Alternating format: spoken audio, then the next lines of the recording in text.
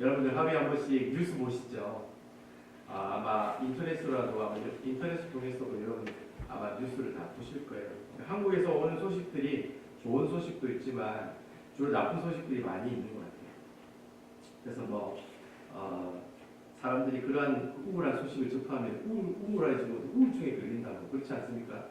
그래서 참 많은 사람들이 그래요. 세상은 점점 커지고 빨라지고 발전하는 것 같은데 그런 뉴스들을 보면 이상하게 하나님은 점점 작아진다는 그런 느낌을 받는 것 같아요.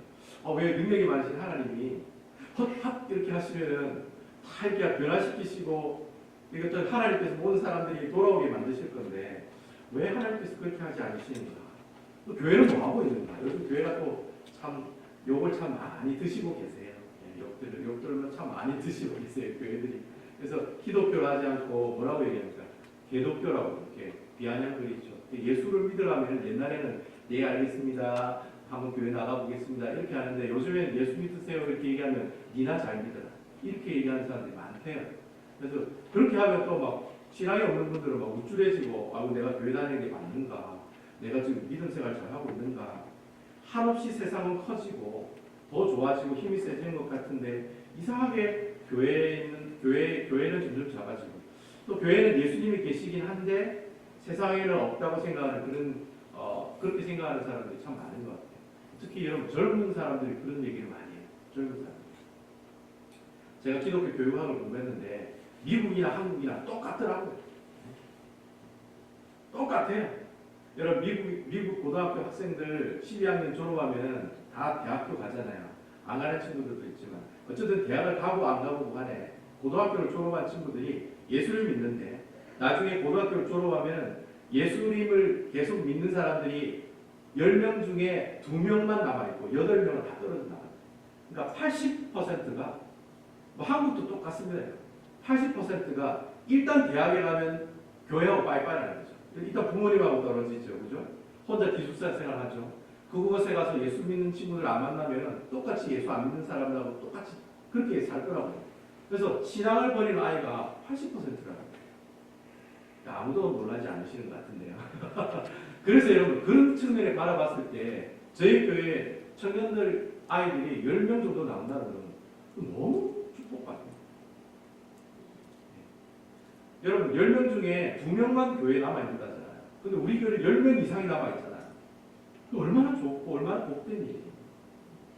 그래서 여러분 그 여호와의 증인들 아시죠? 여호와의 증인들은 아주 신실한 여호와의 증인들은 자녀들을 절대 대학에 안 보내.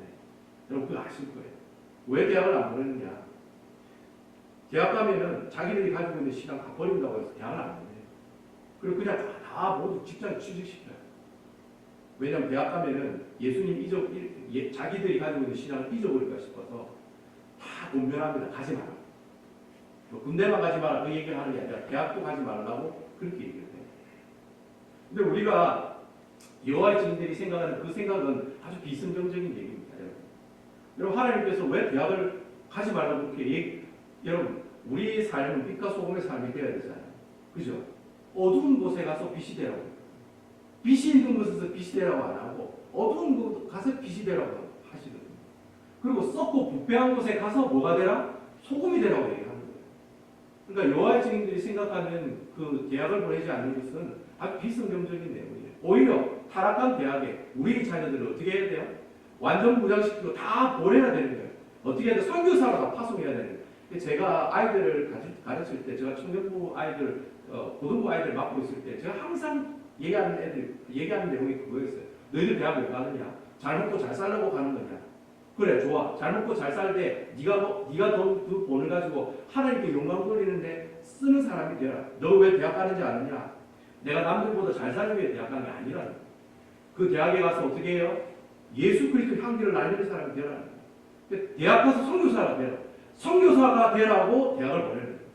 여러분 내가 자녀를 키우고 있을 때 내가 채플린을 보내고 UNCC를 보내고 NC 스테이트를 보내든지 간에 내가 보냈잖아요. 그럼 여러분 자식이 잘 먹고 잘 되고 나중에 잘 되라고 대학을 보내는 게 아니에요. 그곳에 가서도 빛과 소금의 삶을 감당하라고 보내는 거예요.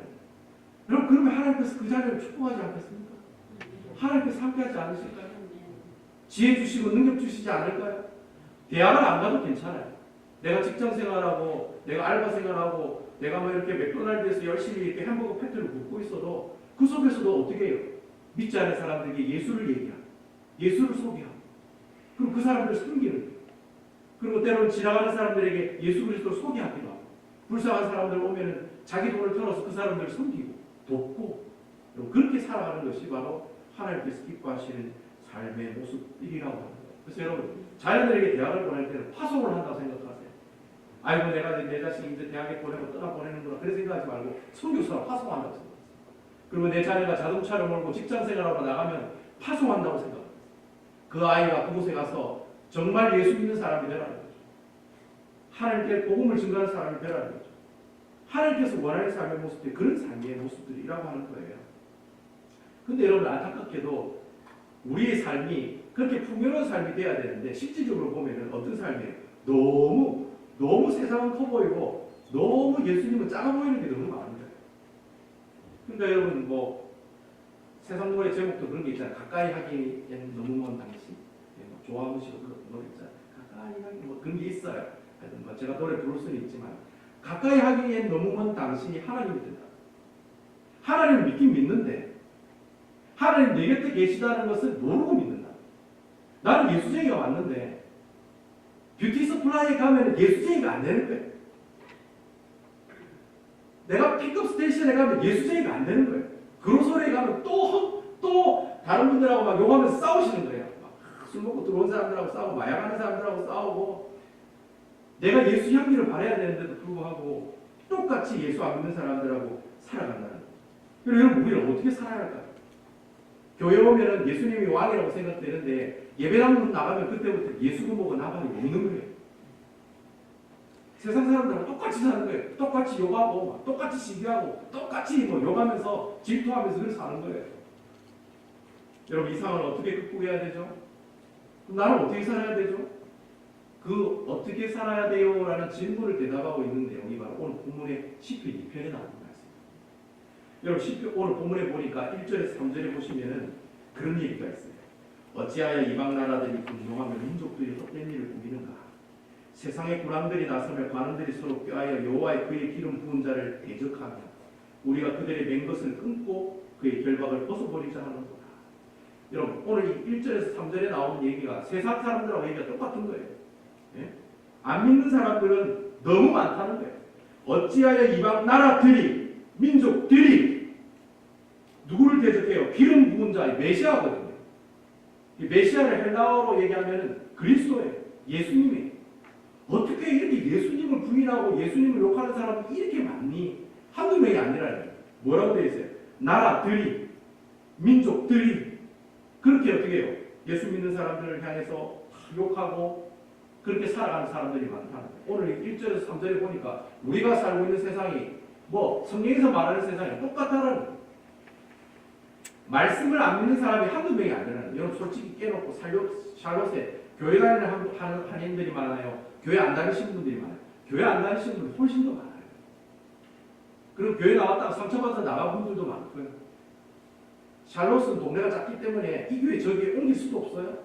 쪽팔리기 때문에 남이 보면 남사스럽고 우리가 보면 우사스럽기 때문에 내가 이 교회 다니다가 남북에 갈 수도 없어요. 같은 교단이에요. 그렇다고 제일장로교 조금 먼 제일장로교를 가느냐?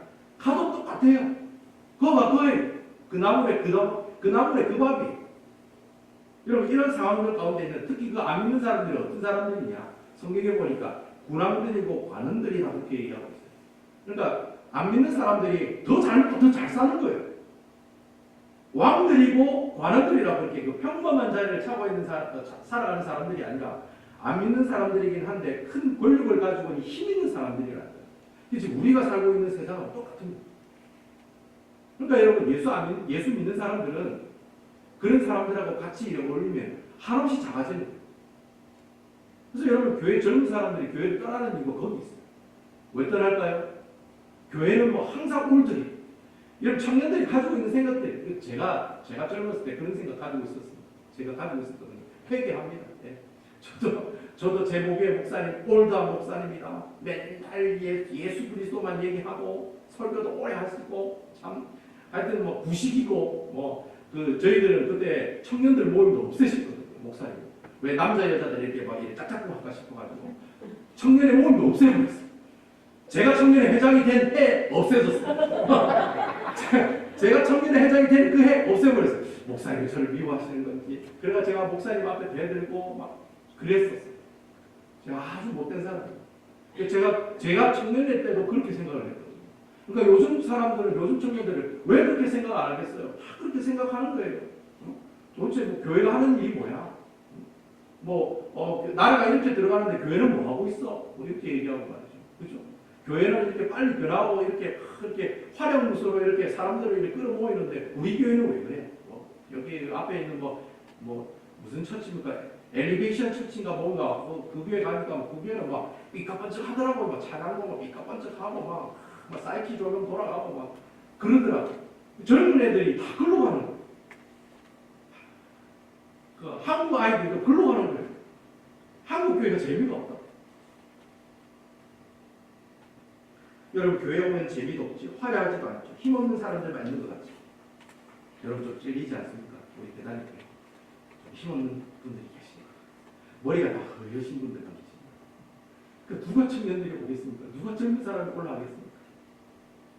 근데 여러분, 그러니까 청년들이 교회에서 떠나고 젊은 사람들이 교회에서 떠나는 거예요.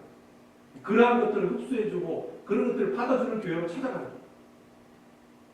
그런데 여러분, 오늘 여러분 이 4절에 보면 하나님이 뭐라고 얘기하시냐면 하늘에 계신 이가 웃으시며 주께서 그들을 비웃으시리라. 하나님께서 뭐라고 하세요? 그 세상의 권력을 가지고 있는 군왕들과 관원들을 보고 뭐라고 하세요? 네가 뛰어봤자 예수님 손바닥이지. 제가 저기 약간 이름만 바꿨습니다. 네가 아무리 돌아봐야 이 손바닥 안에 있지. 하나님께서 그렇게 비웃으시는 거예요. 네가 그래 날고 기어봐야, 네가 그래 잘 먹고 잘 살아봐야 아무 소용이 없다는 거예요.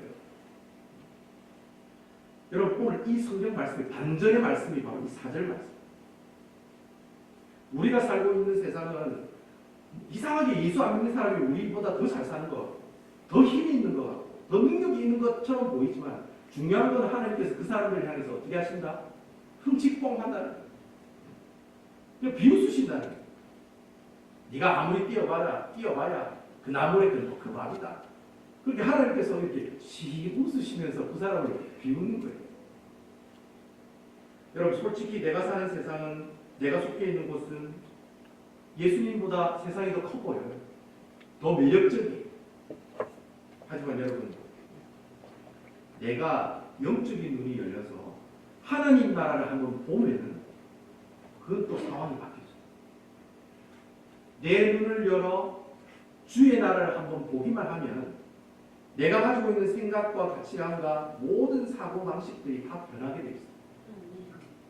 여러분 이사야 6장에 보면 하나님이 이사야를 부르는 내용이 나와요. 거기 보면 유명한 말이 있죠. 내가 여기 있나이다 나를 보내소서. 우리 청년들 막 집회 가면은 이사야에 있는 이 말씀 가지고 주님 제가 여기 있습니다. 선교사로 파송해 주세요. 그래 막 할 때 이 말씀 가지고 보통 목사님들 설교를 많이 하시거든요.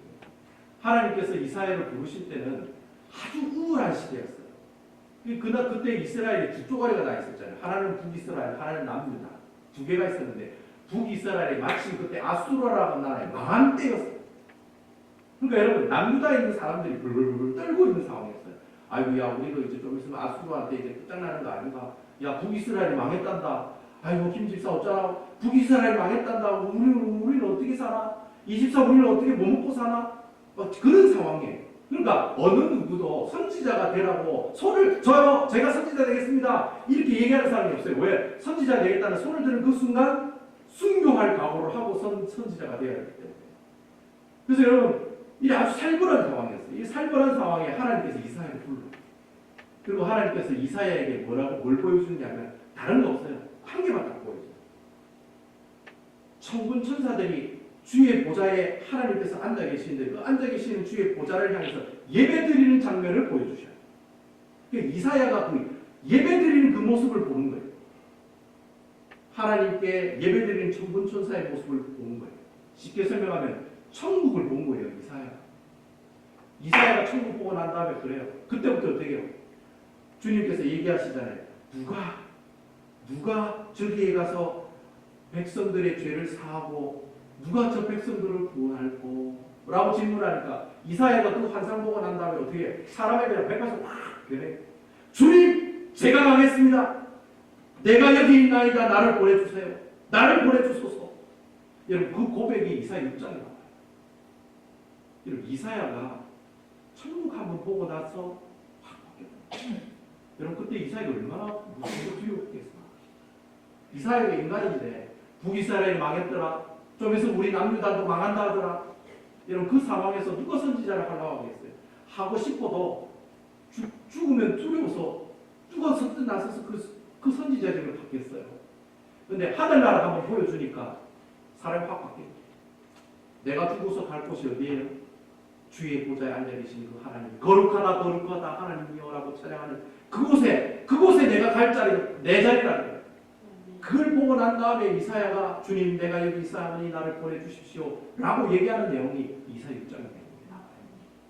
여러분, 신약에 보면 또 어떤 내용이 있습니까? 고린도후서 12장에 보면 사도 바울 선생이 삼층천이라는 곳에 가요. 여러분, 이스라엘 백성들이 히브리 사람들인데 히브리 사람들은 하늘이 세 개가 있다고 생각해요.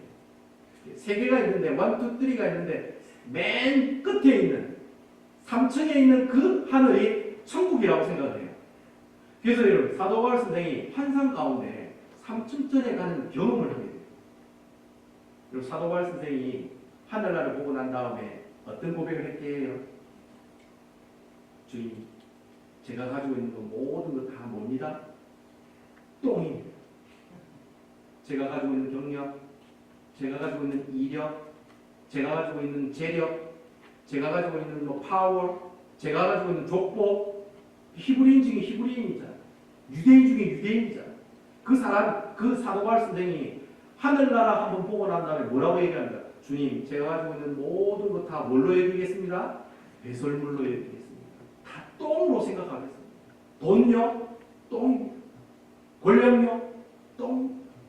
오직 여호와의 복음을 증가하고 주님 나라, 그 나라 가는 것이 최고의 복입니다. 그래서 여러분, 사도 바울 선생님 하나님 복음을 증가할 때 온갖 피난과 고난과 핍박을 받고 죽을 뻔한 일도 몇 번이나 경험하고 심지어 도래받고 죽었다가 다시 극적으로 또 살아나기도 하고, 그러면서도 그가 예수님을 배반하지 않은 이유가 어디 있습니까?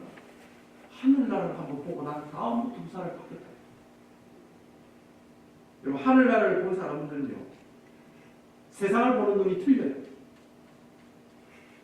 하나님을 만난 사람은요, 예수님을 나의 목자로 생각하고 살아가는 사람은요, 세상을 보는 눈이 틀려요.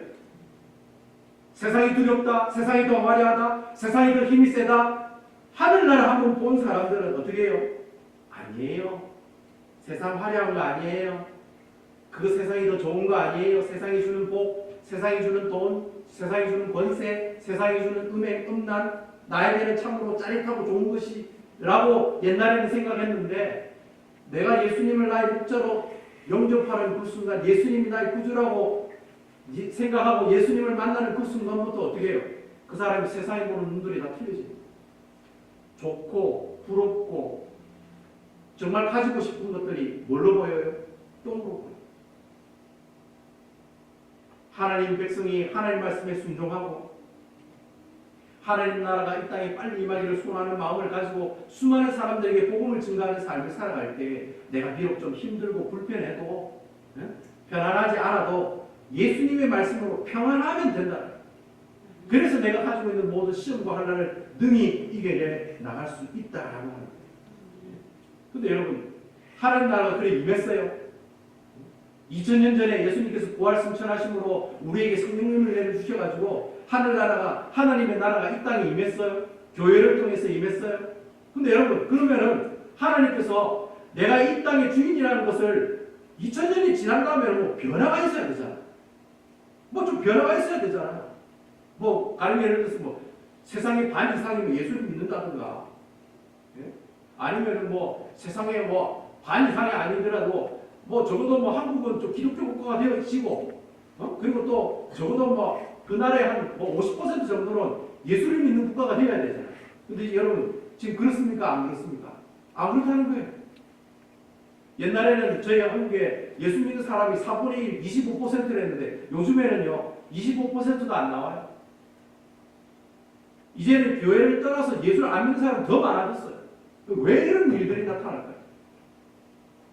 왜 하나님께서 내가 바로 하나님이 하는 모습을 한 방에 보여주면 끝이잖아요. 뭐 가령 예를 들어서 노아 홍수처럼 세계 홍수를 한번 더 주신다든가, 아니면 하늘에 태양을 한 일주일 동안 그냥 깜깜하게 없애시든지. 그러면 여러분 사람들이 예수를 믿을까요, 안 믿을까요? 왜 예수를 안 믿겠어요, 여러분? 그럼 다 예수를 믿죠. 아마 불교 신자들도 아마 신발, 내가 신고 있는 신발 다 벗고 다 예배당으로 와서 회개하고 그런 역사가 나타날걸요. 근데 왜 하나님께서 그렇게 하시지 않을까? 왜 하나님께서 그렇게 기적적이고 아주 혁신적인 어떤 사건을 통해서 다 예수 믿게 하면 되는데 하나님께서 그렇게 하지 않으신다는 거예요. 하나님께서 세상을 이기는 방법은 우리가 생각하는 방법하고 틀려요. 어떻게 이 세상을 이기게 하시느냐? 아주 평범한 사람 한 사람을 세우는 거예요. 지극히 평범한 사람 한 사람. 지극히 평범한 노아 한 사람을 세워가지고 그냥 계속해서 120년 동안 방주 만들게 하는 거예요. 모세라는 사람 여러분 광야에 처박혀가지고 목동생활하고 있는 모세를 하나님께서 어떻게 부르셔가지고 출애굽의 역사를 만들어요. 여러분 다윗은 어떤 사람이었나요? 평범한 사람이었어요. 목동이었어요. 가정에도 왕따 받는 사람이었어요. 근데 그 목동인 다윗을 불러서 하나님 뭘로 만드세요? 이스라엘 왕의 나라로 왕으로 세우셨다. 이런 구약 성경을 보면 이렇게 우리가 한 사람을 세워서 하나님께서 일하시는 모습을 보여주시죠. 그리고 여러분 신약에는 우리에게 누구를 보여주세요? 누구를 보여주시죠? 예수님을 보여주시잖아요. 예수님. 여러분 예수님 오셔가지고 물론 기적과 이적을 베푸시긴 해요. 하지만 여러분 모든 사람들이 그 기적과 이적을 보고 다 예수님을 믿었습니까? 아니에요. 예수님을 부인하고 결국 예수님을 팔아넘기기 위해서 예수님을 오히려 십자가 못 박는 그런 사람들이 더 많았어요. 예수님께서 이 땅에 오셔서 그런 기적 같은 일들을 우리에게 안 보여주셨어요. 오히려 어떻게 해요? 12명만 그냥 가르쳐요. 단 예수님의 12명의 제자들만 여러분 가르치고 그 12명의 제자들만 기르어요. 근데 여러분 그 12명의 제자들은 나중에 어떻게 되죠? 온 세계를 예수 그리스도의 하나님의 나라로 복음을 증거하는 하나님의 일꾼이 될까요? 하나님이 하시는 일들이 그런 일이에요. 우리 하나님은 기적 같고 우리 가정이 갑자기 막 기적이 일어나고 이런 기적을 통해서 물론 예수 믿게 하는 것도 하나님께서 하시는 일이에요. 하지만 하나님께서 원하시는 것은 어떤 일이세요? 아주 평범한 사람 한 사람을 세우셔서 그 사람을 통해 우리로 하여금 하나님 나라의 백성 되게 하신다. 그래서 여러분 오늘 6절과 7절에 보시면은 하나님께서 그렇게 말씀하시잖아요. 내가 나의 왕을 내 거룩한 산 시온에 세웠다 하시로다. 내가 여호와의 명령을 전하노라. 예수께서 내게 이르시되 너는 내 아들이라. 오늘 내가 너를 어떻게 했다? 내 아들이라. 여러분 내 아들 이분이 누구이시죠? 바로 예수님입니다. 여러분 놀랍지 않습니까? 세상을 이기는 가장 큰 프로젝트는 예수님이 이 땅에 오시는 거예요. 예수님께서 이 땅에 오심으로 우리로 하여금 죄 없다 하시고 의롭다 하시고 하나님과 관계를 회복하게 하시고 부활하시고 죽고 부활하심으로 말미암아 우리에게 부활의 산 소망과 영생을 선물로 주신 그 구원의 선물을 주시는 것이 세상을 이기게 하는 프로젝트의 한 부분. 그러니까 여러분 하나님이 사람의 몸을 입고 오시는 것이 세상을 이기는 비결이 되었습니다. 그래서 여러분 제가 여러분들에게 말씀드리잖아요. 예수님 한 분이면 충분하다. 예수님 한 분이면 다 끝난다고. 제가 여러분 누누이 말씀드리잖아요. 예수님 한 분이면 충분하다. 여러분 가정을 살리고 여러분 가게를 살리고 여러분 기업을 살리고 여러분 모든 생명을 살리는 분은 누구이세요? 예수 그리스도 한 분밖에 없어요. 죽으나 살아. 그래서 여러분 제가 10편 23편 설교하면서 누구를 붙잡아라? 예수님을 붙잡아라. 예수님 바지가랑이를 붙잡아라. 예수님 바지가랑이를 죽도록 붙잡아라. 예수님만 바라봐라. 예수님 한 분만 바라봐. 왜? 그분 때문에 내 문제가 모두 다 어떻게 되겠어요? 다 해결되기 때문에 그렇게 제가 여러분들에게 말씀을 드렸다는 거예요. 여러분 요한복음 15장에 있는 말씀처럼 주가 내 안에, 내가 주 안에 있으면 돼요. 내가 예수님께 붙어 있으면 돼요. 내가 포도나무 가지니까 포도나무 둥지에 붙어 있으면 돼요. 붙어 있으면 있으면 열매를 맺어요. 여러분, 그 상식이잖아요. 상식. 가지가 둥지에 붙어 있으면 열매를 맺는다는 상식이잖아요. 근데 여러분, 우리가 포도나무 가지가 둥지에 붙어 있으면 열매를 맺어야 되는데 실질적으로 우리의 삶은 어때요? 열매를 안 맺는 삶이 더 많다는 거예요.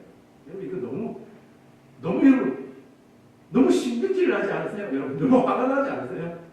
내가 붙어 있다고 생각하는데 열매가 없어. 내가 예수를 10년, 20년, 20년, 30년을 믿었는데도 변화가 없어요. 똑같이 욕하고, 똑같이 사람들하고 싸우고, 똑같이 미워하고, 원수는 어떻게 해요? 죽여야 돼요. 10년, 20년 예수를 믿어도 원수는 죽여야 된다고 얘기하시는 거예요. 원수는 사랑해야 되는데, 원수는 죽여야 되는 거예요. 내가 어떻게 김 집사를 용서할 수가 있습니까? 제가 김 집사를 미워해서 김 집사를 얘기한 거 아닙니다. 오해하지 마시고. 김이 박이 다 한국에 많으니까 그럼 제가 문씨니까 문집사, 네? 문집사를 합시다. 문집사가 세상에 예수를 10년을 믿었는데도 사람이 안 되네. 계속 술 담배를 해. 그러면서도 교회 오면 헌금 열심히 내고 하나님께 찬양 드리고 교회도 열심히 잘 나와요. 여러분, 교회 예배를 열심히 나오고 예배를 드린다고 그 사람이 구원받은 사람입니까? 아니에요. 예배드리고 와서 예배드리시고 식사하시고 집에 돌아가시는 게 그게 예배당 와서 예수님 만난 게 아니라 내가 예수를 믿고 변화된 삶이 있어야죠. 말 한마디를 생각이라도 행동 하나가 변해야 되는 거예요. 근데 여러분, 그 변화된 삶의 모습들이 내게 나타나지 않는다는 거예요. 왜 그럴까? 여러분, 12절에 보면 그 답이 나와요. 왜 그럴까요? 여러분, 12절을 우리 다 같이 보실 거예요. 12절에 보면 그의 아들에게 입맞추라. 그렇지 아니하면 진노하심으로 너희가 길에서 망하리니 그의 진노가 급하심이라. 여호와께 피하는 모든 사람은 다 복이 있도다. 아멘. 그의 아들에게 입맞추라. 여러분, 뽀뽀하라는 말이잖아요. 뽀뽀하라. 여러분, 입맞추는 사람은 어떤 사람입니까? 서로 사랑하는 사람이잖아요. 여러분, 사랑도 안 하는데 내가 막 문집사님한테 뽀뽀하고 장로님한테 뽀뽀하고 그러면 뭐라고 얘기합니까? 다 또라이라고 얘기하죠. 미친 사람이라고 얘기하죠. 사랑하는 사람들끼리 뽀뽀하는 거예요. 그렇잖아요, 여러분. 사랑하는 사람들끼리 키스하는 거예요. 내가 그 사람도 너무 친밀하고 너무 사랑하는 사이고 너 같이 붙어 사는 사람일 때 그때 내가 그 사람하고 뽀뽀하는 거예요. 그럼 그렇지 않습니까, 여러분? 모든 사람들에게 에브리바디에게 다 뽀뽀하시나요? 아니잖아요, 여러분. 내가 사랑하는 사람에게 뽀뽀를 하는 거잖아요. 여러분, 오늘 본문에 나온 아들에게 입을 맞춘다는 말이 무슨 말이냐면 내가 하나님과 친밀한 관계를 맺고 살아간다는 말이에요. 여러분, 그렇게 살아가고 계세요? 예수님의 발 앞에 여러분들 예수님의 발 앞에 엎드려서 예수님의 발을 키스하는 그런 친밀한 그런 관계로 살아가고 계세요? 여러분, 무신론자라고 하는 뜻은요, 아예 신이 없습니다. 이것도 무신론자인데 또 다른 무신론자가 있어요. 신이 있는 건 믿어요. 하나님 있는 건 믿어요. 그런데 하나님 있는 건 믿는데 하나님을 믿는 사람처럼 안 사는 사람들이 있어요. 네? 나는 분명히 예수쟁이라고 얘기해요. 근데 꼭 보면 예수쟁이가 아닌 거예요. 여러분, 그런 사람도 동일하게 무신론자예요. 하나님을 믿는 사람이 아니에요. 여러분, 디도서 1장 16절에 보면 그런 말씀이 있어요. 그들이 하나님을 시인하나 행위로는 부인하니 하나님을 시인하나 예수님 믿습니다 라고 시인하나 행위로는 부인하니 행동은 안 그렇다는 거예요. 그럼 그 사람은 어떤 사람이에요? 가증한 자예요. 복종하지 아니한 자예요. 모든 선한 일을 버리는 자예요. 하나님이 뭐라고 얘기해요? 그 사람을 가증하는 자라 얘기해요. 복종하지 않는 자라고 얘기하고 있다. 그리고 여러분, 야고보서 2장 26절에 보면 행함이 없는 믿음은 무슨 믿음이다? 죽은 믿음. 내가 하나님의 말씀을 알고도 하나도 순종 안 하고 하나도 행동 안 하고 하나도 변화가 없으면 그 사람은 예수 믿는 사람이 아니에요. 저는 단연코 그렇게 얘기할 수 있어요. 그리고 여러분, 요한계시록 3장 1절에 보면은 제가 요즘에 새벽에 요한계시록 7교회에 대해서 제가 설교를 하고 있는데 사대교회를 보면요, 사대교회 하나님께서 뭐라고 얘기하냐면 내가 내 행위를 아노니 내가 살았다라는 이름이 있으나 실상은 어떤 자로다? 죽은 자로다. 네가 살았다는 이름은 있는데 실제로는 죽었다. 어떤 교회가? 사대교회. 근데 여러분 사대교회는 어떤 사람이 많다는 거예요. 저 예수님 믿어요. 저 교회 가서 열심히 헌금도 하고요. 예수님 잘 믿는답니다. 예수님을 나의 구주로 고백해요. 저 믿습니다. 라고 얘기하는데 여러분 하나님의 말씀에 하나도 순종 안 하고 사는 사람입니다. 많이 모인 교회가 사대교회라. 그 교회를 하나님께 뭐라고 얘기하세요? 살았다는 이름은 가졌으나 실상은 뭐다? 죽은 자다. 죽은 사람. 예수 안 믿는 사람하고 똑같다. 내가 하나님을 알고도 있는데 하나님하고 짝짝이 안 되는 사람은 그 사람을 어떻게 부부라고 할 수 있겠어요? 부부에 같이 안 살아. 떨어져. 별 싫으면 관계도 없어. 그냥 남남으로 살아요. 근데 그냥 형식적으로 부부야. 이건 그게 무슨 부부예요? 부부가 아니죠. 남남이죠. 하나님을 알고 있으면서도 하나님 말씀에 실천하지 않으면 열매를 맺지 않는 사람하고 똑같다는 거예요. 불신자하고 똑같다는 거예요. 여러분 교회 가끔 보면은 교회 여러분 생활하시다 보면 그런 분들 보이실 거예요. 교회에서 가장 힘든 사람인데, 교회에서 제일 아픈 사람인데, 교회에서 제일 못 사는 사람인데 가장 많이 웃고 다니는 사람들이 있어요. 네? 내 몸에 암덩어리가 있는데 항상 웃고 다니시는 분들이 있어요. 나는 집이 없는데 항상 웃고 다니는 분들이 계세요. 그리고 사업이 실패했는데 웃고 계시는 분들이 계세요. 여러분 신기하지 않습니까, 여러분? 그럼 여러분 그런 분들 보면 여러분 뭐라고 생각해요? 자, 내가 사업을 하다가 우리 장로님이 사업을 하시다가 크게 하시다가 쫄딱 망했어요. 근데 장로님이 비실이 웃으면서 막 다니세요. 그럼 여러분 뭐라고 얘기하시겠습니까? 장로님 1등 가지기 한 서너 개나 있는가 봐. 망해도 뭐 저래 웃고 다니시는 거 보니까 막 1등이 몇 개 더 되는가 봐. 우리 집사님 똑같아요. 사업하시다가 쫄딱 망했어요. 근데 집사 계속 웃고 다니시는 거예요. 그럼 제가 뭐라고 생각하겠어요? 우리 집사님 한국에 땅이 좀 있나 봐요. 몇천 평 정도 있나 봐. 유산을 받을 게 있나 봐요. 그런 생각 안 하겠습니까? 뭐 믿는 구석이 있으니까 웃고 다니시겠죠. 믿는 구석이 있으니까. 그렇잖아요, 여러분. 내가 망해도 돈이 많으니까 웃고 다니는 거예요. 뭐 믿는 구석이 있기 때문에 그렇게 살아가신다는 거예요. 내 몸에 암병이 있어요. 근데 여러분 웃으시면서 찬양하고 웃으시면서 교회 나오시는 분 계시면은 여러분 뭐라고 생각하시겠어요? 이상하다. 분명히 암 환자인데 저렇게 웃고 다니지. 궁금하게 생각되지 않으세요? 여러분 예수 믿는 사람은요 때깔이 틀려요. 때깔. 예수 믿는 사람은 얼굴 때깔이 틀려요. 저는 생생하게 기억합니다. 2919년 10월 2일 수요일 기도회 베다니교회에서 기도회 첫 설교했던 그날 제가 기억합니다. 제가 여러분 간증했지만 제가 이 베다니교회 첫 번째 설교할 때 얼마나 힘들었는지 모릅니다.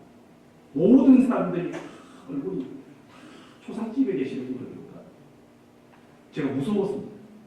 목사가 설교하러 왔는데 아무도 아이고 목사님 감사해요 설교하러 오셨네요 고맙습니다 라고 얘기하시는 분이 아무도 없어요. 쟤 누구야? 또 뭐하러 왔어? 그런 눈으로 쳐다보시는 것 같았어요. 여러분들은 목사님 저희들은 절대 그런 마음이 없었습니다 라고 얘기하셔도 저는 그런 마음이 들었어요. 그럼 여러분 예수 안 믿는 사람이나 초신자들이 우리 교회 오면 어찌 하겠습니까? 저는 어쩔 수 없이 설교를 하고 가야 되니까 와가지고 계속 앉아있는데 여러분 교회 예배드리러 온 사람들 무슨 생각하시겠어요? 아이고 이 교회는 좀 맛이 가고 그냥 일어서자 뭐 다른 교회 가자 옆에 남부교회 괜찮더라 그쪽으로 가자 그런 얘기 안 했을까요? 그런 얘기 분명히 했을 거라고. 근데 여러분 요즘에 여러분들 얼굴이 어떤지 아세요? 완전히 때깔이 바뀌었어요. 아무도 아멘 안 하시네. 이러면 제가 굉장히 당황스러워집니다. 내가 거짓말하고 있는 거 아닌가? 이 목사가 거짓말하면 지옥 가는데 제가 깊은 고민에 빠지게 돼요. 여러분 정말 얼굴이 많이 변하셨어요. 아마 주위 사람들한테 물어보면 그럴 거예요.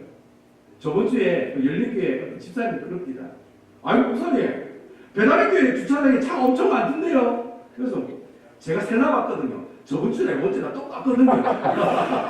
똑같거든요. 뭐 차가 한 대 더 많아 뭐 누가 뭐 차를 한 대 더 가져와가지고 주차를 했겠지. 아니면 막 주차가 많이 되는 것처럼 잘 주차를 했는지 모르겠는데 지나가시다 그런 얘기를 하시더라고요. 왜 배달의교회 주차장에 주차가 왜 그렇게 많이 되겠어요? 제가 그런 얘기를 하는 거예요. 저는 여러분 그 얘기 듣고 얼마나 기분이 좋았는지. 저도 목사하고 사람이다 보니까 그런 얘기 들으면 좋아요. 여러분들 얼굴이 정말 많이 바뀌셨어요. 그럼 예수님과 친밀하고 예수님과 입 맞추고 예수님과 뽀뽀하고 여러분 예수님과 입 맞춘다는 말이 무슨 말이에요? 예배가 회복됐다는 말이에요. 제가 하고 싶은 얘기가 그거예요. 여러분 오늘 시편 2편에 해주고 싶은 키포인트가 그거예요. 예수님의 발 앞에 입 맞췄다는 말이 무슨 말이에요? 내가 주님 앞에 예배를 회복했다는 말이에요. 내가 하나님의 관계가 하나님과 짝짝하게 되는 관계를 회복할 수 있는 가장 좋은 방법이 뭐냐? 하나님의 말씀이 선포되는 곳에 나오는 거예요. 그 나오시다가 은혜 받으니까 얼굴이 다 어때요? 다 바뀌시는 거예요. 여러분 저는 아직까지 이 교회 정식 그 시기가 아니잖아요. 저는 객관적으로 여러분들 계속 보고 계세요. 보고 있잖아요. 여러분 정말 얼굴이 많이 변하셔요. 많이 웃으시고 네? 또 많이 또 세가족이 오면은 어쨌든지 만나서 한번 얘기라도 한마디 던지려고 그런 애쓰시는 모습이 보여요. 그래서 제가 얼마나 감사한지 몰라요. 여러분 내가 예수님이랑 짝짝꿍이 되고 예수님과 함께 이렇게 거룩한 입맞춤이 일어나는 예배가 회복하면은 어때요 여러분? 얼굴이 달라지고 예배드리는 자세도 다 틀리잖아요. 그렇잖아요 여러분. 내가 여기서 이곳에서 주님을 만나고 주님의 거룩한 그 발 앞에 내가 입맞춤을 하고 주님을 만나는 그 사람은요 모든 게 다 틀려져요. 옛날에는 예배 그냥 드리러 왔다가 점심 자시고 그냥 집에 가는 얘기였지만 이제는 여러분 예배 가운데 와서 예수님을 만난 사람들은요 하나하나가 다 틀려요. 헌금을 내도 그 정성이 틀려요. 찬양을 해도 그 마음이 틀려요. 기도를 해도 그 심정이 틀려요. 그 간절함이 틀려요 여러분. 제가 제일 처음 와서 여러분들을 위해서 기도하는 그 기도의 마음하고 제가 요즘에 이 예배당에 와서 저곳에 앉아서 기도할 때 그 심정은 틀려요 여러분. 하늘과 땅 차이예요. 그때는 그냥 주님께서 이 교회를 함께 해주시고 하나님 참으로 예수님 만나고 함께하는 그런 교회가 되게 해달라고 그냥 그렇게 피상적으로 기도할 수도 있지요. 근데 요즘에는 절실인 거예요. 절실. 여기 예배드리러 오시는 분들이 주의 말씀을 듣고 정말 주님 만나게 해달라고 절실해요. 간절한 심정으로 기도해요. 왜 그렇습니까? 예배가 회복되었기 때문에 그런 거예요. 그러니까 여러분 내가 주님 앞에 나와서 그 바라에 입맞추는 그 예배가 회복이 되니까 여러분 그럼 내 문제가 이제 내 문제가 될까요? 안 될까요? 내 문제가 내 문제가 안 되는 거예요. 내 문제가 내 문제가 안 되는 거예요. 아유 내가 뭐 그런 문제 가지고 고민하고 있었나? 아이고 내가 뭐 이런 거 가지고 슬퍼하고 있었나? 아이고 내가 뭐 이런 거 가지고 뭐 조금 뭐 가게가 망했다고 뭐 이런 거 가지고 뭐 세상이 뭐 다 끝나니 뭐 세상 나를 미워하니 예수님 나를 버렸니? 아 내가 왜 그런 생각을 했을까? 그냥 흘려버리는 거예요. 내 병이 크게 보이지 않고 내 실패가 크게 보이지 않고 내 낙심이 깊고 보이지 않아요. 왜 그래요? 예수님을 만나요. 여러분 12절에 보시면 그 아들에게 입 맞추라. 그러지 아니하면 진노하심으로 너희가 길에서 망하리니 그의 진노가 급하십니다. 여러분 여기 진노가 급하심이랄 때 급하다는 말은요. 이 사자 콧구멍에서 막 바람이 나오는 그런 모습이에요. 사자가 화가 나가지고 콧구멍에서 막 연기가 나는 그 모습이 급하심이라는 단어의 뜻이에요. 여러분 내가 하나님 앞에 예배를 회복하지 않으면 하나님을 어떻게 하신다는 거예요? 진노하시고 심판하신다. 그러니까 여러분 내가 예배를 회복하느냐 안 하느냐는 죽느냐 사느냐는 문제예요. 내가 이곳에 와서 예수님을 만나느냐 만나지 않느냐는 죽느냐 사느냐 생사의 기로에 나와 있다는 거예요. 여러분 벼랑끝 앞에서 예배를 드리는 거예요. 내가 조금만 잘못하면 벼랑끝 앞으로 떨어져 죽는 거예요. 근데 내가 조금만 뒤돌아보면 나와 함께 하신 그 주님을 만나게 됩니다. 그러니까 여러분 예배를 사랑하셔야 돼요. 죽도록 사랑하셔야 돼요. 아무도 아멘 안 하십니다. 예배를 죽도록 사랑하셔야 돼요. 무슨 일이 있어도 수요일 예배 목숨 걸고 나오셔야 되고 목숨 걸고 새벽기도 나오셔야 되고 목숨 걸고 주일 예배를 나오셔야 되는 거예요. 예수님께 입맞춤 한다는 심정을 가지고 예배를 드려야 됩니다. 여러분 이 사람이 나중에 어떤 사람이 오늘 12절 마지막에 뭐라고 되어 있습니까? 환난 날에 죽기에 피하는 복 있는 사람. 그 사람이 복 있는 사람. 제가 복 있는 사람이 어떤 사람이라 했어요? 예수 믿는 사람이 복 있는 사람이라고 했잖아요. 예수를 믿는 사람들은 하나님 앞에 예배를 드리는 사람이요 주의 발에 입맞춤하는 사람이라고 했잖아요. 그러면 그 사람이 어떤 사람이에요? 주의 하나님 날에 하나님 등 뒤에 피할 수 있는 복을 누리는 사람들이야. 그렇게 얘기합니다. 저는 여러분 이런 축복들이 여러분들에게 일어나기를 주님의 이름으로 축원을 드립니다. 이거는요 시편 2편에 있는 그 시대 때 사람들에게 읽으라고 준 글이 아니에요. 약속이에요. 여러분 오늘날에도 똑같이 그런 은혜를 주세요. 그렇게 주님께서 피할 길을 내어 보내주세요. 여러분 그 하나님을 만나라는 거예요. 하나님께 약속하시잖아요. 네가 하나님 앞에 입을 맞추고 예배를 드리고 하나님 앞에 예배를 회복하면은 네가 어떤 혼란 날이 와도 주님 앞에 피할 길을 주님께서 보여주신다고. 그 사람이 어떤 사람이다? 복 있는 사람이다. 그럼 제가 좀 병이 있으면 뭐 어떻습니까? 우리 한국사님 지금 뭐 암이 지금 2개가 있는데 2개가 지금 스톱되기를 원하고 그 기도하고 있는데 여러분 내 몸에 암이 있으면 그게 뭐 어떻습니까? 그러면 여러분 제가 사업을 좀 망하면 좀 어때요? 뭐 제가 뭐 문제가 있어가지고 그 문제 때문에 고민하고 낙심하고 뭐 그런 일이 있으면 좀 어때요? 중요한 것은 내가 주님 앞에 얼마나 엎드려 그 발에 입을 맞추느냐 맞추지 못하는 게 그게 중요한 거예요. 저는 여러분들이 이런 입맞춤의 모습들, 예수님과 뽀뽀하는 모습들, 예수님과 짝짝꿍이 되는 모습들이 있었으면 좋겠어요. 그렇게 예수님과 교제하는 모습이 있었으면 좋겠어요. 바로 그런 교제를 통해서 여러분들이 예수님을 만나고 그 만난 예수님을 많은 사람들이 얘기해주는 그런 사람들이 되었으면 좋겠습니다. 여러분 이 성찬식이 뭐예요? 하나님과 짝짝꿍 하는 거예요. 하나님은 예수님하고 입맞춤 하는 게 성찬식이에요. 예수님의 살과 피를 먹고 마심으로 나와 예수님은 어떻다? 하나라는 거예요. 하나. 예. 그걸 예수님께서 눈으로 보여주시는 어떤 행위로 보여주신 예식이 성찬식이에요. 그러니까 여러분 초대교회 사람들은 모이면 뭐예요? 모이면 성찬식 했다잖아요. 모이면은 초대교회 사람들은 모이면은 100번을 모이든 1000번을 모이면은 떡을 떼고 예수님의 그 포도잔을 돌리면서 누구를 기억해요? 예수님을 기억하는 거예요. 그러니까 여러분 성찬식에 참여하는 것 그것도 복이에요. 그래서 여러분 우리가 지금 이 시간에 하나님 앞에 성찬식으로 지금 나갈 겁니다. 예수님 나와 함께 되는 것들이 복이라는 사실에 하나님께 감사하며 나가는 그런 모습들이 있기를 주님의 이름으로 축원을 드리겠습니다.